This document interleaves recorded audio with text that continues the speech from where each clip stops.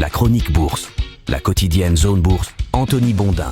Bonjour et bienvenue dans ce point de marché Zone Bourse. Nous sommes le mercredi 15 mai 2024. Il s'appelle Lost in Inflation. Les récents records de plusieurs indices sont tombés hier sur les marchés actions. Entre deux statistiques sur l'inflation aux États-Unis, les investisseurs regardent les résultats d'entreprises qui continuent à tomber en Europe, mais aussi les efforts de la Chine pour sortir de l'ornière. Ce matin, nous allons examiner la complexité des chiffres sur l'évolution des prix outre-Atlantique, alors que la Fed garde un œil bienveillant sur la situation. Le Nasdaq 100 a touché un nouveau record en clôture hier soir. Il a surpassé de 3 points sa marque du 24 mars dernier. L'indice américain est le miroir du secteur technologique, mais aussi de l'appétit des investisseurs pour le risque, vous le savez bien. Il porte désormais ses gains à 8,9% depuis le 1er janvier. Mais les Français peuvent quand même sortir la petite cocarde, le coq, la marseillaise et le verre de pif parce que le CAC 40 dividende réinvesti est aussi au plus haut depuis hier soir. Et en plus, lui, il a gagné 10,6% en 2024 et toc. Bon, objectivement, les investisseurs internationaux s'intéressent davantage au Nasdaq qu'au CAC dividende réinvesti pour mesurer le moral du marché, mais le fait qu'une kyrielle d'indices soit en train d'explorer des territoires inconnus ou de s'en approcher renforce la confiance globale. Des marchés actions qui jouent toujours l'arrivée prochaine d'une période d'argent meilleur marché grâce au démarrage d'un cycle de baisse des taux des principales banques centrales. Le mouvement se rapproche dans la zone euro et au Royaume-Uni, il est un petit peu plus éloigné aux États-Unis où les tensions sur les prix et le marché du travail compliquent le travail de la Fed. C'est la raison pour laquelle les investisseurs sont tout émoustillés à l'approche de la moindre statistique ou de la plus petite déclaration qui pourrait faire pencher la balance dans le sens d'une première baisse de taux ou, à l'inverse, d'un report de cette phase d'assouplissement aux États-Unis. Or hier, ces investisseurs en ont eu pour leur argent avec à la fois la publication de l'indice des prix à la production en avril aux États-Unis et des commentaires du patron de la Banque centrale américaine. On va commencer par évacuer tout de suite ce second point. Powell a joué son meilleur sketch, celui du « ça va mieux pour l'inflation, mais c'est pas encore tout à fait ça, donc prudence, vous emballez pas trop les oiseaux, par contre, on va pas relever les taux, on n'est pas siphonné ». Du grand classique. Un petit peu plus tôt, l'indice des prix à la production, le PPI, avait suscité quelques sentiments contradictoires parce que les statistiques sont parfois insondables à force d'être triturées. Pour la faire courte, les prix des produits finis et des produits vendus par les producteurs, c'est ça, le PPI, ils ont progressé de 0,5% entre mars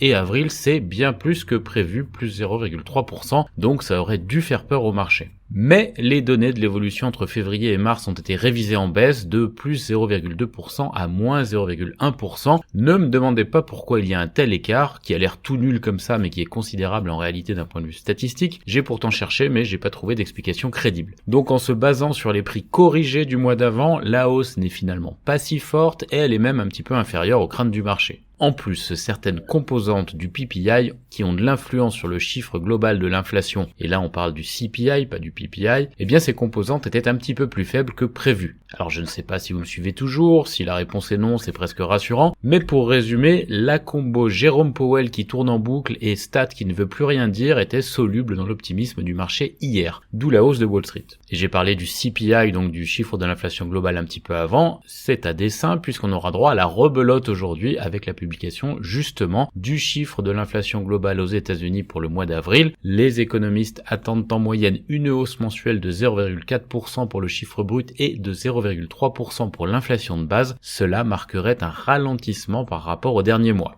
Et là, toute lecture inverse serait mal interprétée à l'aune des espoirs de baisse de taux, sauf bien sûr si les données antérieures sont modifiées ou si d'autres signaux improbables émergent des entrailles de la publication, un petit peu comme hier avec le PPI. Et comme si c'était pas déjà assez complexe, on pourra aller encore plus loin aujourd'hui puisque le marché pourra compléter avec l'indice d'activité Empire State et les ventes de détail d'avril. Tout sera annoncé en même temps à 14h30 aux États-Unis. Enfin, à 14h30 heure de Paris, donc à 8h30 sur la côte est des États-Unis. Il se passe aussi pas mal de choses en dehors du marché américain, et je ne parle pas de l'Argentine, où l'on se préoccupe peu des ergotages sur des 0,1 ou des 0,2% de décalage, puisque la Banque centrale vient de réduire son taux directeur de 50 à 40%. Non, c'est plutôt la Chine qui fait feu de tout bois. La Banque centrale locale a choisi ce matin de ne pas modifier son taux directeur, c'était plutôt attendu, mais c'est plutôt la rumeur d'un plan de sauvetage du secteur immobilier qui fait les gros titres. Pékin, selon Bloomberg, pourrait inciter les autorités locales à racheter à bas prix des dizaines de milliers de logements vides pour aider les promoteurs à sortir de l'ornière. Ce projet, s'il venait à se confirmer, dépasserait en force de frappe évidemment tout ce qui a été tenté jusqu'ici sans succès pour relever ce pan de l'économie qui représente, je vous le rappelle, plus de 20% du PIB chinois. Il interviendrait à un moment où les États-Unis viennent de durcir spectaculairement leur politique vis-à-vis des importations de produits issus de l'industrie du pays, et on va aussi noter qu'en parallèle, Vladimir Poutine se rend en Chine jeudi et vendredi pour rencontrer Xi Jinping. Ils vont discuter évidemment de commerce, de géopolitique et de la guerre en Ukraine. Le lien entre les deux pays ne cesse de se renforcer, notamment au niveau de l'import-export. C'est un facteur important pour les années à venir, pour la géopolitique et pour le commerce international. Plus basiquement, du côté des marchés actions aujourd'hui, le délire se poursuit sur les actions même aux États-Unis, à croire que les investisseurs de détail s'ennuient depuis que le Bitcoin a décidé de rester scotché aux 60 000 $. GameStop a par exemple gagné encore 60% hier, il avait déjà pris 74% la veille. D'ailleurs, c'est aussi la fiesta du côté des petits acteurs du solaire américain après les droits de douane imposés par Washington aux importations chinoises de cellules photovoltaïques. C'est dire qu'il y a de la volatilité dans pas mal de pans du marché actuellement. Il y a aussi beaucoup de publications de résultats en Europe aujourd'hui, notamment en Allemagne où les sociétés publient généralement un petit peu plus tard que dans le reste du vieux continent. Et dans le compartiment technologique, Alphabet a dévoilé hier les nouvelles fonctionnalités intelligence artificielle de son moteur de recherche vedette Google. Du côté des marchés d'Asie, ce matin, on est un petit peu plus prudent qu'à Wall Street. Le Japon et la Corée du Sud sont en légère hausse, mais l'Inde recule. Le marché chinois, il a toujours une réaction un petit peu déconcertante en dépit d'une actualité plutôt porteuse pour le secteur immobilier. Les deux indices ont perdu leurs gains initiaux pour s'afficher en légère baisse en fin de parcours. Le CSI 300 et le Hang Seng sont donc en repli à l'heure où j'enregistre. L'Australie s'en sort un peu mieux en gagnant 0,45% à la cloche. Quant aux indicateurs avancés européens, ils sont légèrement haussiers autour de 8 heures. Côté actu des sociétés, on a beaucoup d'annonces de résultats et de chiffres d'affaires en France au niveau des valeurs moyennes. Je vais en citer quelques-unes. Viridienne, c'est le nouveau nom de CGG, Eiffage, Euronext, Eutelsat, Orpea, Trigano, Transgen, Delta Plus, Adosia, Actia, Bilendi, Metabolite Explorer, Erige, Fijac, Vitura, Genfit, Prolog, etc., etc.